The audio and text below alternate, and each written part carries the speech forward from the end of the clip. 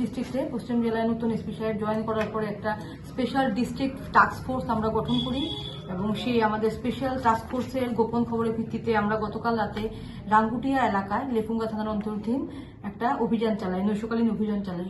সেই অভিযান চলাকালীন একটা ব্যক্তির বাড়িতে আমরা রেড করি, ডিস্ট্রিক্ট টিম রেড করে এবং সেই রেডের দরুন আমরা বিপুল পরিমাণ নার্কোটিক্স অ্যান্ড ডিপিএস সাবস্টেন্স তাদের বাড়ি থেকে রিকভার করতে সক্ষম হই।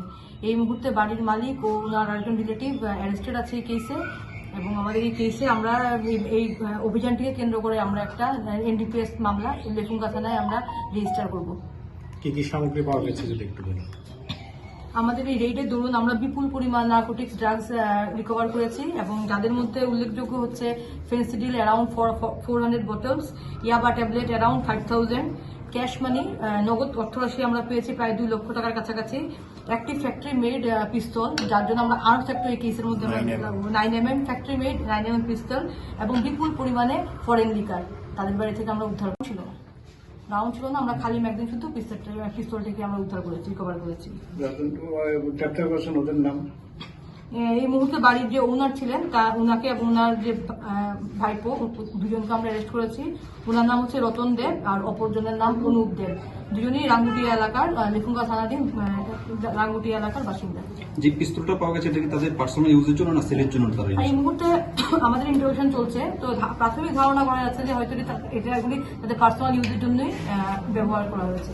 ওদের পজিশন থেকেই পাওয়া গেছে। ওদের পজিশন থেকেই পাওয়া গেছে। কোন গাড়ি আটক করেছেন?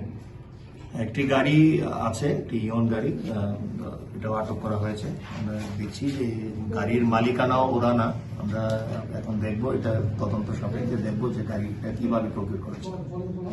আমি কোন সময় রেডটা করেছেন আপনারা? আনুমানিক আমরা রেডটা শুরু করি 2:30 নাগাদ, রাত্রে 2:30 থেকে এটা ভোর 5টা 5:30 অব্দি চলে।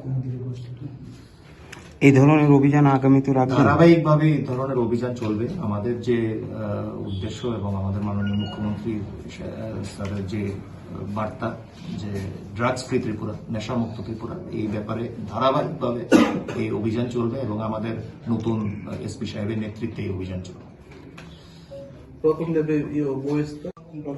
রতন দেব আর কুমুদের বয়স 26। অনুপ বাজার তো হওয়া সরঞ্জাম বাজার মূল্য অ্যারাউন্ড 1 কোটির কাছাকাছি হতে পারে, 1 crore, নিয়ারলি 1 crore এরকম হবে, ইনক্লুডিং যে সিজার অফ অ্যামাউন্ট যারা আমরা পেয়েছি, ইনক্লুডিং দ্য ক্যাশ মানি। বাড়ির মালিক কে অ্যাকচুয়ালি? বাড়ির মালিক হচ্ছে রতন দেব।